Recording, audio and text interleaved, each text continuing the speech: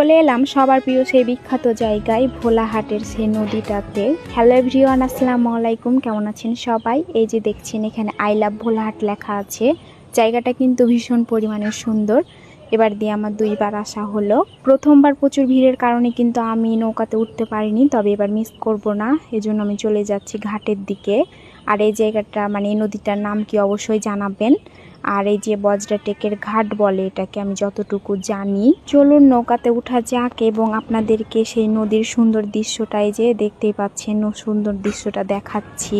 চারপাশটা কিন্তু ভীষণ সুন্দর ছিল। টাইমটা ছিল বিকাল বেলায়, কারণ একটু রোদ পড়লেই ভালো লাগে এখানে ঘুরতে। আর আসলে কিন্তু জায়গাটা ভীষণ পরিমাণে সুন্দর। আর আমি শুনেছি এই জায়গাটা প্রচুর ভাইরাল, এখানে নাকি সবাই এসে ভিডিও করে যায়, প্রচুর ভাইরাল। তাই আঁচল থেকে ভোলাহাটের জার্নিটা খুব একটা সহজ না, অনেক কষ্টকর হয়। তারপরেও সুন্দর জায়গা দেখার জন্য দূর থেকে চলে এসেছি। জাস্ট এই জায়গাটার একটা ভিডিও আপনাদের দেখাবো এবং নিজে উপভোগ করব। এজন্য এই জায়গায় কে কে এসেছেন এবং কেমন লেগেছে অবশ্যই কিন্তু কমেন্টে জানিয়ে দিবেন। আর এই জায়গার কেউ যদি আমার ভিডিও দেখে থাকেন অবশ্যই কিন্তু কমেন্ট করবেন। বেশ কিছুক্ষণ ঘোরার পরে আমি এখন নৌকা এখন ঘাটের দিকে যাচ্ছে।